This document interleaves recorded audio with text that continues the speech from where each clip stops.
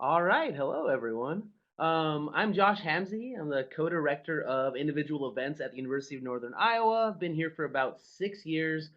And one of the big things that Harrison was kind of talking about that we kind of prided ourselves here at the University of Northern Iowa, which I think translates down to the high school level as well, is that idea of quality over quantity.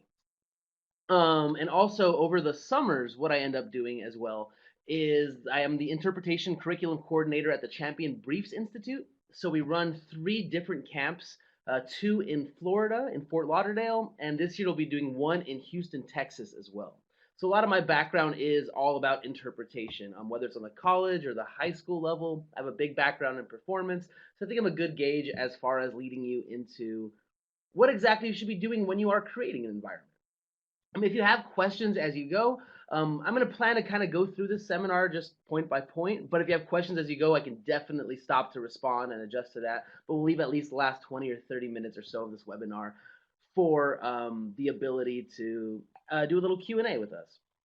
So basically, one of the things I love about speech is that idea to suspend disbelief. And that is huge. And it's kind of hard, as Harrison was saying at the beginning, when you are in a classroom. Speech is weird. You have to recreate a whole environment with the total absence of anything around you, which at the same time makes it kind of cool and allows you to play with those creative barriers that sometimes get in the way when you actually have real things there.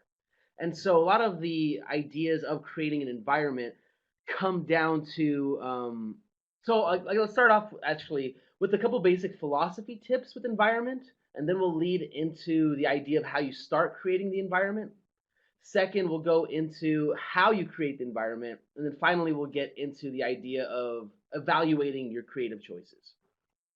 So starting with the idea of the philosophies, a lot of the philosophy of what I do when I help coach create an actual environment for a piece, whether it is HI or DI or prose, poetry, even POI now, is the first thing I think I always start off with whatever student I'm working with is that idea that there are no bad ideas, right? A lot of times, say if you're doing a piece that deals with space and you're like, how do I actually, can I be in space with this? Can I float? While that sounds like a crazy idea at first, you don't want to push it completely off the table. So start off with that idea that you have no bad ideas, and I'd recommend definitely just writing everything you have down that comes to mind when you're talking about whatever piece you have. So if you're a person that is playing in a school, what are the possible environments you could be in, right? You could be in the classroom. You could be outside at recess. You could be in the cafeteria. You could be giving a lecture. There's so many different possibilities. We'll get into how you choose that in just a couple minutes. A second thing that I firmly believe in is that idea of calculated risks, especially in speech. There is a huge risk reward for risks that are taken, even if it is environmental stuff. I do recognize there is sometimes that disconnect between your more traditional judge that kind of prefers us going back to how interpretation started, where you have just the bare essentials, nothing really more, no movement, to the idea of having a very complicated environment. And it's kind of hard to negotiate that. One of the biggest things I tend to think about when you're trying to negotiate those two ideas of your traditional versus your, I guess not necessarily more modern, but a more accepted style of doing environment is, does your piece call for it? Is it justified? Is it worth it? And that goes back to that idea of sometimes less is more. So, for example, this year we were doing a drama on the college circuit that translates super well to the high school circuit about Fun Home, the musical. And one of the things, it's a graphic novel that we're adapting into a drama because the musical is adapted that way. And one of the things we've been talking about is, do we just do it in a actual funeral home, or do we end up playing with the actual graphic novel images and kind of create some stage pictures? So it gives us a lot of options. And then the objective of the cutting we create and the story arc we create ends up deciding which one we should end up going with. But again, we'll talk about how in just a second. But that idea of less is more ends up being very powerful. A lot of times doing one movement, say like just grabbing a branch of a tree rather than trying to get after the whole tree and creating your entire tree around you, can be even more effective. So less is more, simplicity. We'll get into the ideas of illusion versus reenactment as well. But as with any kind of thing you do in speech, the hardest part ends up being making it look like you're doing nothing when in reality you are doing a lot. So that's what I kind of mean by less is more. A next idea to start thinking about before we get into the beginnings of constructing your environment is that idea of starting off with the big idea rather than the small things. We can get so focused on figuring out what are our little props we need to touch and what should they look like and how high they should be rather than figuring out the overall template. Where are you going to be in your scene? Are you going to have multiple scenes? So starting off with a big picture, then breaking yourself down to more of that little picture. Also, we'll be getting into the differences between events. So HI and DI blocking have a lot of similarities. A lot of times DI will most likely probably move a little slower, even if there is a bigger environment, as opposed to HI will move a lot faster, and you'll tend to have a lot more environments, but not always. Again, cutting and speeches and individual events overall is an art, not a science. So that idea of there's not necessarily one right to do it, one right way to do it is very important. So kind of remember that also. It's an art, not a science. But then it all comes back to that idea of suspension of disbelief that we talked about at the beginning, right? It has to be real. You have to believe what you're doing in order for the audience to believe what you're doing. And while it is an art, not a science, there is a scientific method to go about how to construct this environment, and that's what we'll be teaching you today.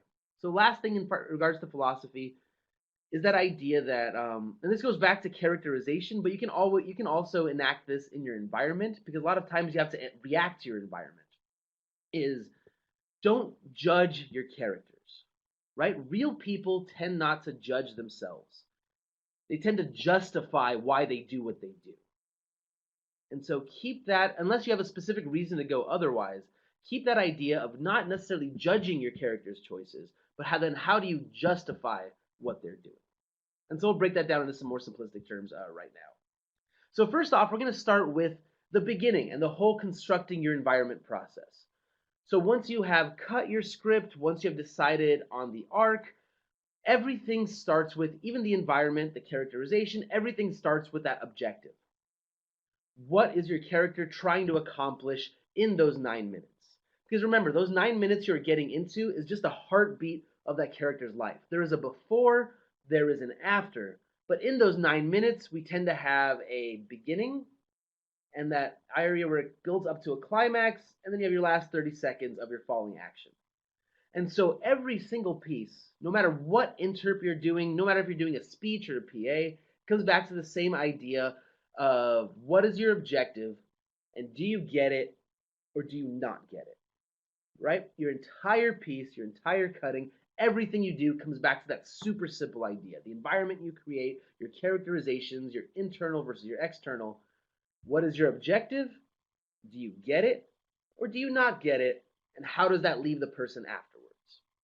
And so you need to figure that out first. Once you figure that out, what's your objective? Do you get it? Do you not get it? What happens afterwards? Then you can start breaking it down to what kind of environment you should be creating.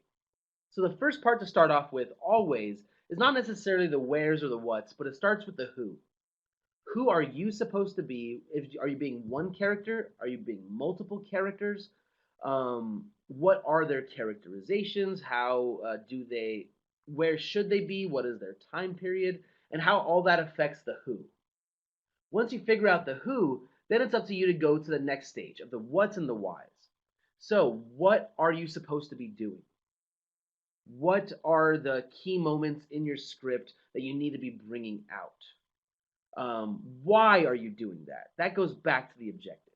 Once you figure out the what you should be doing and the why you're doing it, then you can start getting into building your environment. So first starting with the who are you, then what are you doing in there, why you're doing it, and then you can get to the when, where's, and hows. So the when you really need to start off with, and with all of this, I think the really fun part with interp creating environment in general is that idea. I think we tend to think of research as a boring thing, but in the end, if it's something you're actually really into, research can be amazing. So you should be getting into the time period of where your character is. What happened in that time period? If you're in the 1920s, your furniture is going to look a lot different. Your environment, the setting, the natural characteristics, how it all affects you externally is going to affect you a lot different than if you are in the 2010s. That's crazy. So you got to figure out exactly when you are, Second is then looking for where you are. Where do you need to be? Where are all the possible options of places you can be? For example, last year we did a drama about a woman who is in an Ecuadorian prison, right? And so that gives us a lot of options. The drama itself was pretty nondescript in where you need to be, other than the fact that you are in that Ecuadorian prison. And so some of the options we came up with were we came up put together with me and the student was you can be out in the prison yard.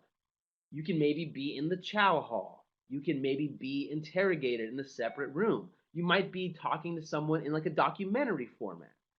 And so any of those options could have been strong, but the one we decided to go with because it gave us the most opportunities for environment and atmosphere. And you're always looking for that idea of atmosphere, environment. Where can you put yourself that would situate all the things you need to do? We put her in the prison yard because that allowed her to interact with other prisoners. It gave her that feel of feeling that cold air in the night. It gave her that feel of being outside but still not really free. And so it all kind of related back to the objective. And then that environment really helped her create that feeling of being isolated, yet not lonely, but still alone all the time. So everything always goes back to the objective. Once you figure out when you're supposed to be, where you're supposed to be, you still need to figure out exactly, are there other people there? Who are you talking to? Are you talking to multiple people? Are you talking to yourself? Because in the end, while you have an environment is just there to see your reactions toward it, right? The environment in and of itself, it doesn't really do anything. We don't see it, right? You're in a classroom. But it really is important as to how you'll react. And that's why your environment ends up being so important. A lot of times your environment can make or break the piece. And again, doesn't necessarily mean you always have to have an environment, but understanding why your environment is there, whether it's super simple or very extravagant, ends up being very important, and it doesn't do you justice. So now that we've talked about the who, what, whys, when, where, hows, pretty easy to remember, you can get into the how you end up creating it. So I think a big thing I like to think about when you are creating an environment is your external, so everything around you as a character affects you internally. And that internal affects how you react and how the audience sees you. Right? So your environment is important, not because it makes it look cool, but because it gives you as a character something to actually react to. So it affects you internally. So even something as simple as a doorknob, when you touch that coldness of the doorknob can mean so much, right? What does it remind you of? And so when you figure that out for yourself, even if it's something as simple as that doorknob or a glass or the type of glass, is it a wine glass if you're drinking? Is it a shot glass? Is it a sippy cup? Is it a water bottle that you have to kind of open the cap for? All of that affects your choices internally and then how you react and how you kind of change a little bit after touching that object. So you're never just doing it for no reason. There's always a purpose to it. So the external affects the internal, and the internal affects our external reaction. So it's a cyclical manifestation of feelings. And then when you want to break that down, again, with the beginning, we started off with the who, what, whys, when, where, how, very, very like you're writing a journalism article. In the end, you're kind of basically writing a background or a paper for yourself in a way. With the how to create it, that kind of starts with your senses, right? You figure out what you need, where you're supposed to be, and then you can break that down into all your basic senses. Like, what do you need to touch? What are specific things in your script that you need to touch or will enhance your performance by touching? And that touching will get into like how specific it needs to be in just a second. So touch is where it starts. Second thing you want to think about is then your sight. What do you see? Who is there? What is in your vision? Do you need to change scenes? How does that change your sight line? So everything that can be in your sight, whether it is furniture, whether it is the atmosphere around you, whether it is the people in your focus, that needs to really be considered as well. The third thing you need to start considering then are the areas of sound, taste, and smell. So a lot of times, again, sound, we react to it. That's part of your environment. Environment isn't just things you can touch. Environment are things that affect you internally that, again, you can react to. So it all goes back to that idea.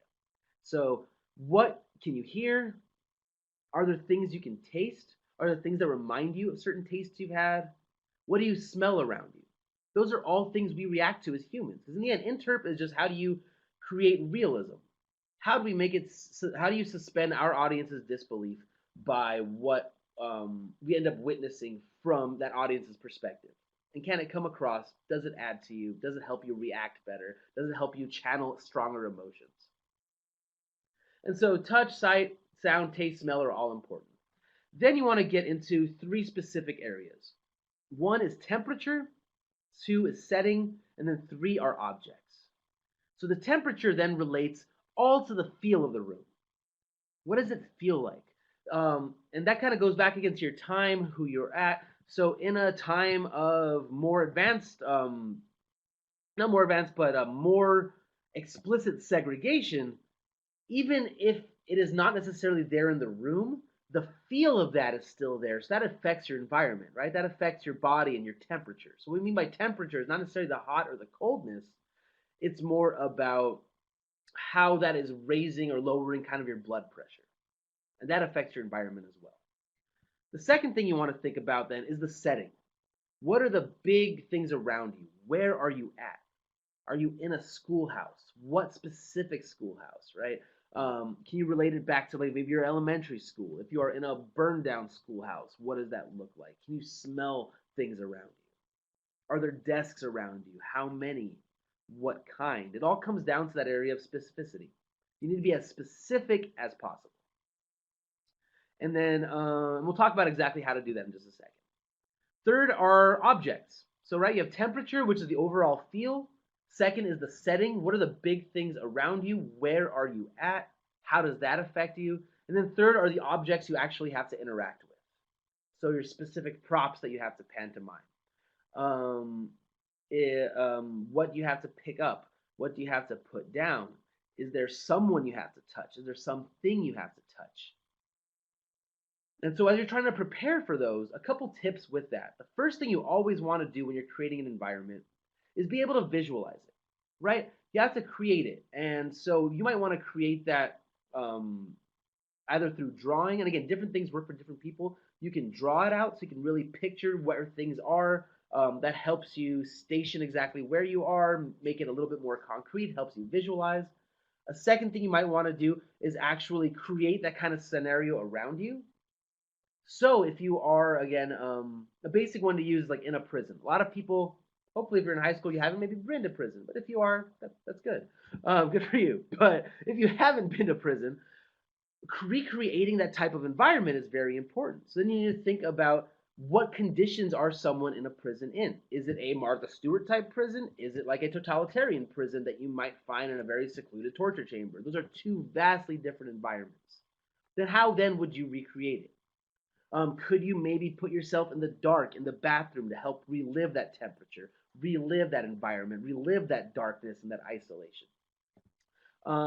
Could you perhaps visit an actual one to get that feel of it? Is there some other way you can maybe get that same idea? So, for example, one of my students in the past that have had to do a prison piece, they went to the local dog pound or the humanitarian society, and they saw kind of what animals there face like, what animals there had to face, and that helped them connect a little bit stronger because there was a helpless creature there that really couldn't do anything. They were in this cage through no real issue of their own, and that helped them identify a little bit more. So when you're trying to recreate those settings, you don't always have to go back to the actual place that you're trying to recreate. You need to be able to relive, feel, and be able to sometimes substitute those if you can't get to that place.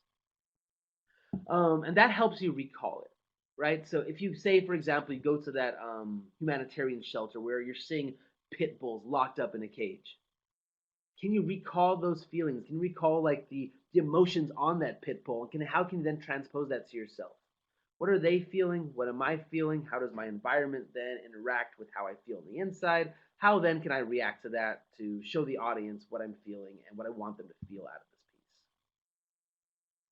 piece? A second thing, so after you've done creating the big picture, you want to start slow.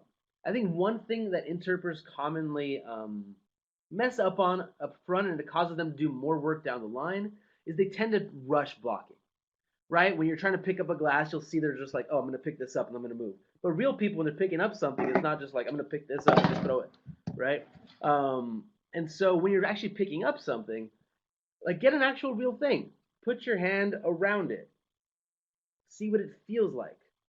Then after you take it off, see how kind of your hand goes around that naturally. Remember that coldness of that glass or that can. And that helps you build an environment because if you feel that coldness, you react to it a different way. You might enjoy that drink being cold, you might not enjoy it. But again, that adds to your environment because you're reacting to what you're touching. It always comes down to reactions. Whether you are an HI, DI, you're reacting to the people you're talking to, the things you're touching, the other characters in the environment, or the things that are going on around you. So if you get one thing out of this, it all comes back down to reactions. A third thing then is that idea of specificity. How specific can you get, right? If you are touching a vacuum cleaner, it shouldn't just be this nondescript vacuum cleaner. Specifically, what kind of vacuum cleaner are you touching? If you're in the 50s, your vacuum cleaner is going to be a lot more bulky. It's going to be a lot heavier, and you need to be able to recreate that heft if you're going to pick it up, or if you are going to push it across the room. If you're right now, you'll notice vacuum cleaners are a lot thinner. You might be using one of the super small Dirt Devil ones. And so you have a lot of different options, but it always comes down to specificity. How specific can you get? Going back to that glass example, how specific can you hold it? Is it like a champagne flute? Is it a wine glass? Is it a shot glass? Is it a sippy cup that you might hold? So those end up being really important. And the more specific you are, even if we can't necessarily tell as an audience what exactly you are, that specificity translates. So we know you are being as specific as possible. That translates all the time. And so we've talked about some of the basic philosophical ideas, right? Like there are no bad ideas, calculated risks, less is more, big ideas to small, suspension of disbelief. It's an art, not a science. Don't judge your character, but try to justify their choices. We talked about the beginning of what you need to do. So, right, you start with your piece, then your character, then your environment. It all comes back down to the objective. You're trying to go for something in your piece, and you either get it or you don't. And then from there, you can start creating the who you are, the what you're doing and why you're doing it. When, where are you, how, what does it feel like around you? Are there other people? And that ends up being huge as well. Then you can get into the how you end up creating it. So remember, your external always affects your internal, and that internal affects how we react. So your environment isn't just there to look cool, it's there to give you something to react to that hopefully deepens your interpretation. And then you get into your senses. What do you need to touch? What are the things that you could touch but you don't need to in your script, but you know yourself are there and they might affect you in some way? So if there is like an image you have to look at but you don't have to touch. So think of touch as a way that you might have to interact with something, even if you don't necessarily have to literally touch it, you're still being touched by it. Then you get into your sight. What do you see? What is in your sight line? What is the environment you need to kind of visualize around you? After that, your sound, taste, smell. Then you get into the bigger ideas of temperature, right? What is the feeling around you? The settings, that's your macro level. What specifically is around you? The objects, what do you need to interact with? And then as you prepare, start slow, find different ways to visualize, and create specificity. And so the last thing I wanted to get into before we open it up for a Q&A is once you've created your environment, how then do you evaluate it? And so I have a couple things for you to think about. One is, what does your audience get out of it? Does this environment actually help your audience? Would simplicity or stripping away your environment actually do you more justice? Or does your environment actually help your audience suspend disbelief? Because sometimes doing too much ends up not suspending that disbelief, and that kind of gets in your way of what you need your audience to connect with in the piece. Because in the end, it always comes down to the message, but you always need to decide how your environment adds to that message. Hopefully it doesn't subtract. The second thing you want to think about is, does everything you're doing with environment tie back to your objective? right? That's all subtext. So subtext isn't just necessarily what's behind your lines, but what your emotion, how the environment interacts with your emotions, and how your emotions then translate based on your environment. So does everything tie back to your objective? The same thing as how like every paragraph in your piece ties back to your objective. Every line ties back to your paragraph, which ties to your objective. Every word and every thought and feeling ties back to every line, ties back to every paragraph, ties back to your objective. So every single thing comes back to that. Third, you want to think about, are you actually reacting to what you're doing? Right? Does it feel organic? When you touch that tree branch, when you touch that pole, when you touch that vacuum, when you are interacting with anything you've created in your environment, are you reacting? Um, and then is that reaction authentic? Right? Are you just picking it up just because you can, or because you're picking up this glass, is that doing something to you? Does that help you in any way? A fourth thing you want to think of then are the aesthetic ideas, right? Not just what you're doing, but does it look good? And I think one thing a lot of interpreters forget a lot of times is the idea of balance, right? You don't want to have your stage too left heavy or too right heavy. So, for example, say you're doing a piece that's totally in a bathroom. You probably shouldn't have your sink, your toilet, your bathtub, everything you need to do on the left hand side unless it's specifically stated that you need that. You're probably a little stronger creating an environment that has more balance, where you put your sink on the left side, you put your toilet on the right side, maybe you put your mirror slightly off center to give you an interesting stage picture. Because everything comes back to aesthetics. Does it look good? And is there some kind of balance for me? It definitely helps out. And then the last thing you want to do is to actually put yourself in those places. So, for example, I'll give you some options of things we've done in the past. So this year we were running a drama. Um, it's about a woman who is stuck in. We'll go back to the prison metaphor because it's pretty easy. In an Iranian prison, but she is chained up. And so again, for someone that hasn't happened to before, that's a little bit harder to recreate. So one of the things she ended up doing is on her own time. And again, you want to do what's safe for you. You want to do if you ever have any issues, talk to a coach and get that second opinion, get that second feedback. But in the end, the more you can kind of recreate, the more you can feel it in your bones, the more you can embody it, the more you have something to react to, the more authentic that suspension of disbelief is. And so what she would do is, since she was supposed to be chained up, she would actually chain her right hand with a cloth to that the towel rack. And so she would feel what it was like when she had to push, what that constraining made her do as she kind of chained herself up and pushed it back, and how she felt kind of helpless by not having to move out of there. What other people have done in those type of environments, they might have put themselves to feel that cold. If they've worked in a restaurant, they would go to the freezer in the back and feel what that like cold of an Antarctica feels like, what that cold of being in a freezer looks like. A couple years ago, we had a student at actually last year, we had a student at the Champion Briefs Institute running a drama about a coal miner that was stuck in a cave. Again, this person has been stuck in a cave, and if you've ever seen 127 hours, it can be pretty graphic. And so we had to figure out how to exactly position their body to feel the environment and get that uncomfortability. So one of the things we ended up doing was burying that student in couch cushions so they know what it felt like to be compressed. That student also ended up trying to put themselves in a really compressed position where they felt a little bit claustrophobic. Again, you want to do something that's comfortable, but to create an environment, you actually have to know how it feels as well. And that ends up being really important.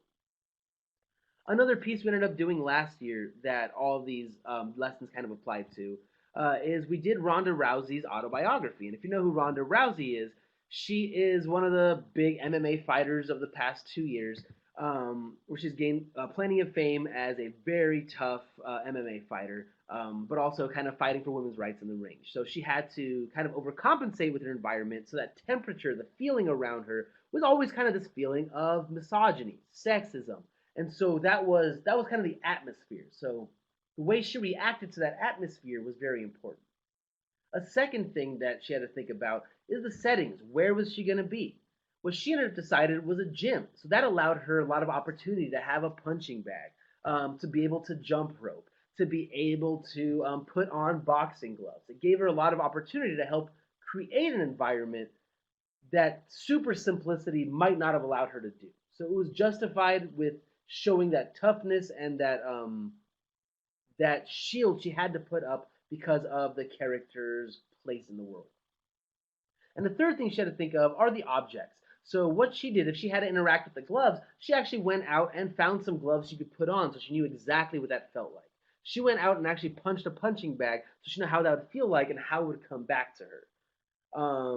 Because a lot of times, again, if you're touching anything, there's a forward motion, but there's always a reaction to it. So if you're punching a punching bag, you punch it, it's going to come back at you. You got to know how to get that back. And the only way you can really feel that is by actually reliving it then.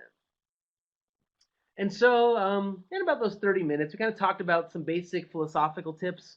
We talked about the beginning things to think about when you're creating an environment. We talked about how to create your environment. And then lastly, how to then evaluate your environment.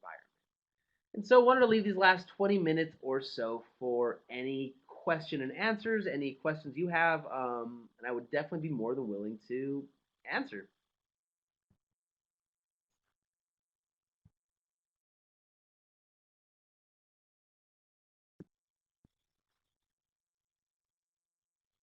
I know one of the questions I've got this week, because right now my speech team right now is preparing for nationals.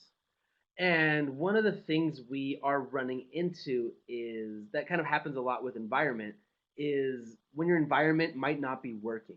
And how do you adjust? How do you adjust on the fly? And so it's kind of hard sometimes when you have like an environment ingrained in you. And sometimes you have to kind of start from scratch.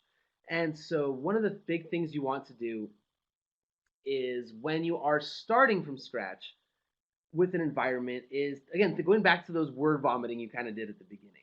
How did you start creating it? What were your different options you can create? So if you were talking about that school environment, if you were in a classroom, maybe something that would freshen up your performance is by taking it out of that classroom and maybe putting it in an office instead.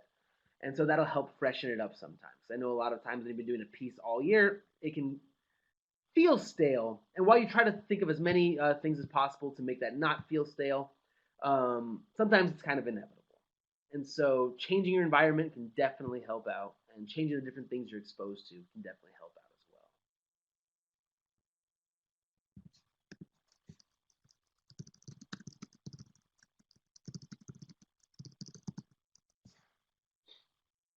I know one of the struggles I always encountered when I was a competitor myself was actually, I think a lot of times when we are constructing that environment, we get very self-critical of ourselves. And we're like, does this look good? Does this look bad? Am I looking stupid? And so you kind of go to that idea of, I guess you would call it performing ugly. And so sometimes when you're reacting to something or something specific, you need to be able to have an authentic reaction. And sometimes that authentic reaction doesn't always look pretty. But pretty is not a great thing always, right? You don't always want to look super stylized unless it's important, unless it's on purpose. And sometimes that roughness can definitely help out. So you wouldn't be holding a glass all the time super proper, right? You'd have a little bit of a shake to it depending on what state you're in. When you are moving like say if you're doing a piece that is on stage, you have to create a fake stage. When you're moving some scenery around, you got to give it some weight to kind of pull with it as well. So that idea of weight definitely helps out. But it looks like actually my time is up. So thank you very much for stopping by and listening to me talk for a while. Hope it was kind of informative, and I hope that what you got out of this was a couple of the big things while you learned how to start it, how you learn to create it, and to evaluate at the end. The big things are there are not always bad ideas, right? Your bad ideas can often lead to your best things.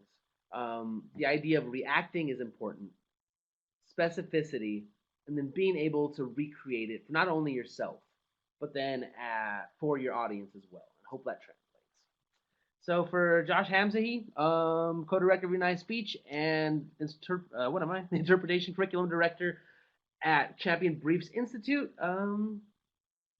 Speech good, life bad.